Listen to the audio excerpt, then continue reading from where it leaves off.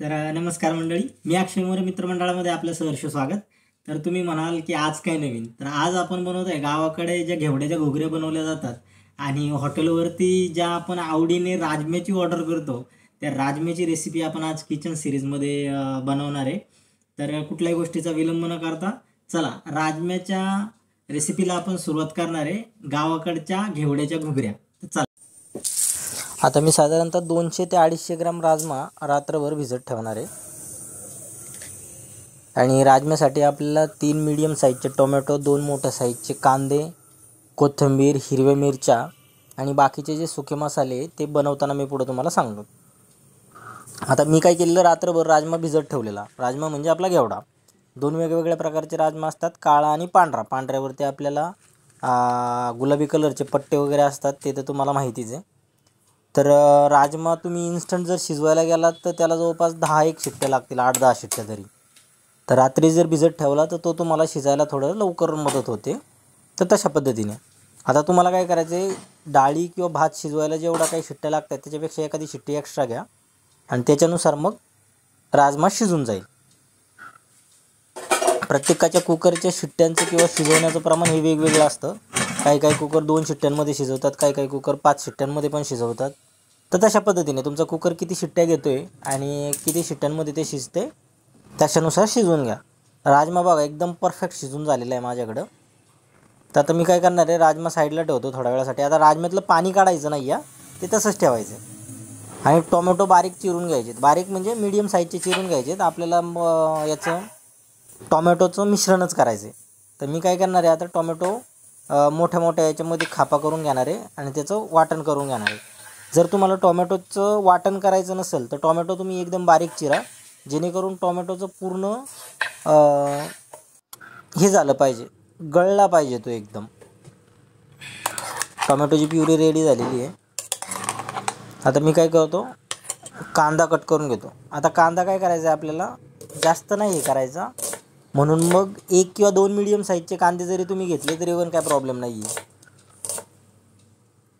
कांद्याची आपण पेस्ट वगैरे करणार नाही आहे, म्हणून कांदा चिरताना बारीक चिरायचा आहे.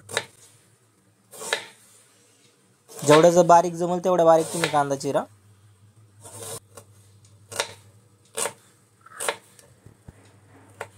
कांदा चिरताना किंवा टोमॅटो चिरताना बोटांची काळजी घ्यायची. सूर धारदार असेल तर बोट वगैरे कापू नये याची तुम्ही काळजी घ्या. कांदा चिरून झाला आहे. आता कढईमध्ये मस्तपैकी मी तेल घेतो आहे. 2 चमचे तेल मी घेतलेले. आता तेल गरम झालं की याच्यामध्ये आपलं जिरं मोहरी नाचायला सोडून द्यायचे. जिरं मोहरी नाचून झाले की मग याच्यामध्ये आपण कांदा टाकून देणार आहे. हे बघा आपलं मस्तपैकी जिरे मोहरी नाचायला लागलेले आहेत. आता याच्यामध्ये आपण कांदा टाकणार आहे.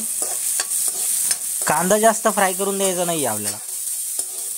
कांद्याच्या फक्त कडा ज्या आहेत त्या कडा आणि कांद्याचा थोडा तिखटपणा कमी झाला की आपल्याला तिथं कांद्याचं फ्राय बंद करायचं आहे.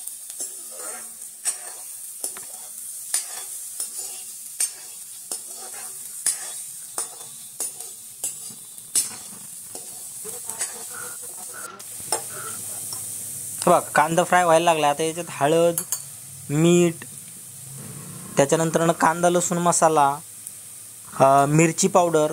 कांदा लसूण मसाला तुम्हाला 2 चमचे टाकायचा आहे. तिखट मिरची पावडर तुम्हाला 1 चमचा टाकायचा आहे. गरम मसाला तुम्हाला 1 चमचा टाकायचा आहे. आता हे सगळं जे मिश्रण आहे ते मिश्रण हलवून घ्यायचं आहे, म्हणजे मसाल्यांचं कच्चं पण मारायचं आहे. थोडक्यात आपल्याला जो भपका एकदम याचा येतो तो नाही आला पाहिजे. आता याच्यात टोमॅटोची प्युरी ओतून घेतो मी. आता बघा टोमॅटो प्युरी मी नंतर टाकली. अगोदर मसाले जे आहेत ते मसाले थोडेसे परतून दिले आणि त्याच्यानंतर मी टोमॅटोची प्युरी टाकलेली. याच्यामुळं काय होतं, मसाले जे शिजणार होते किंवा कच्चापण जो होतं मसाल्यांचा तो तर निघून गेलाच, पण त्याच्यानंतर टोमॅटो टाकल्यामुळं त्याचं जे काही शिजणं होतं मसाल्यांचं ते शिजणं थांबलं. आणि आता टोमॅटोची जी प्युरी आहे त्याच्यातलं जे पाणी आहे ते पूर्ण पाणी जाऊन द्यायचं, म्हणजे याच्यामध्ये पाणी ओतायचं नाही टोमॅटोच्या प्युरीमध्ये. टोमॅटोची प्युरी तशीच शिजून द्यायची. बऱ्याच वेळा आपण काय होतं, टोमॅटोची प्युरी व्यवस्थित शिजून न देता तसंच त्याच्यामध्ये पाणी ओततो, त्याच्यामुळे टोमॅटोचा जो वास येतो ना तो त्या कारणामुळे येतो. तर काळजी घ्यायची, टोमॅटोची प्युरी जोपर्यंत तेल सोडत नाही तोपर्यंत त्याच्यामध्ये पाणी टाकायचं नाही आहे. भलेही थोड्या वेळासाठी आपल्याला असं वाटेल की टोमॅटोची प्युरी साईडला चिटकायला लागली, चिटकू द्या, काही प्रॉब्लेम नाही. पण जोपर्यंत टोमॅटोची प्युरी तेल सोडत नाही तोपर्यंत त्याच्यामध्ये पाणी ॲड करायचं नाही. भलेही 10-15 मिनटं लागतात टोमॅटो फ्राय व्हायला, टोमॅटो तेल सोडायला, पण काय हरकत नाही, ते आपल्यासाठी महत्त्वाचंच आहे. जे काय घेवड्याच्या घुगऱ्या किंवा राजम्याची रेसिपी आहे त्याच्यासाठी खूप महत्त्वाचं गेम चेंजर आहे. आता तेल सोडलेलं आहे तर थोडंसं पाणी देऊन परत थोडं शिजवून घेऊन मग आपण याच्यामध्ये पाणी ॲड करणार आहे.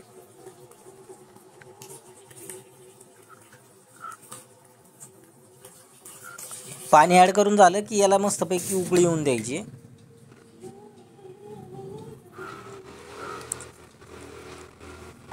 गरम पाणी टाकायचं असेल तर गरम पाणी टाका. आता आपण कांदा फ्राय जास्त केला नव्हता म्हणून त्यावेळेस आपण मीठ टाकलं नव्हतं. तर ह्यावेळेस कांद्यावर जी काही ग्रेव्ही आहे त्या ग्रेव्हीमध्ये मीठ टाकायचं आहे. थोडं जिरं आणि धना पावडरची जे काही कूट आहे, पावडर आहे, ती टाकून द्यायची. याला मस्तपैकी उकळी येऊन द्यायची. वरून कोथिंबीर टाकून द्यायची कट करून.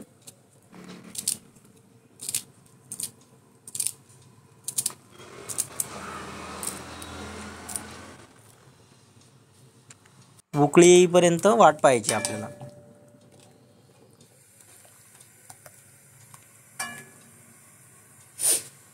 बघा, राजमा बनवताना हा जो रस्सा बनवला आहे ना, हा रस्सा आणि आपण ज्या घुगऱ्या शिजवलेल्या, जो राजमा शिजवलेला, जो घेवडा शिजवलेला, त्या घेवड्याच्या जे पाणी आहे शिजल्याचं त्याच्यातच ॲक्च्युअल खरी राजम्याची टेस्ट असते.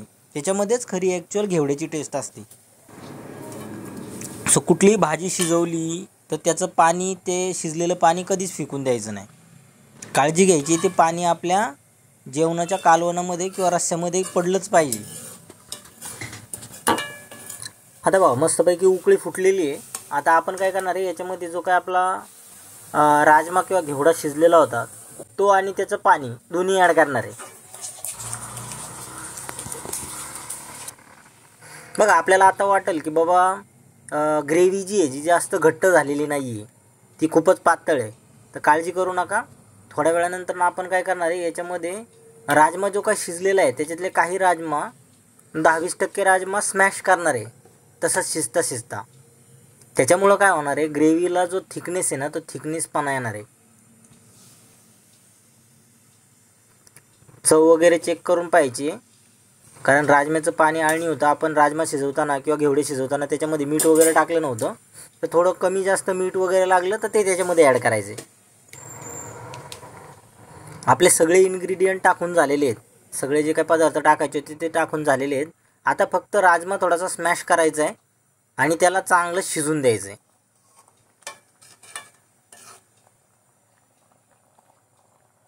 बघा, राजमा स्मॅश केल्यानंतर ना ग्रेव्हीची जी थिकनेस आहे तो थिकनेस आता वाढलेला आहे, घट्टपणा वाढलेला आहे. आता त्याच्यामध्ये अजूनही घट्ट होणार आहे, तुम्ही काळजी करू नका. नाही तर म्हणाल की पातळ झाले, मग काहीतरी चुकली काय अक्षयची रेसिपी, असं नाही.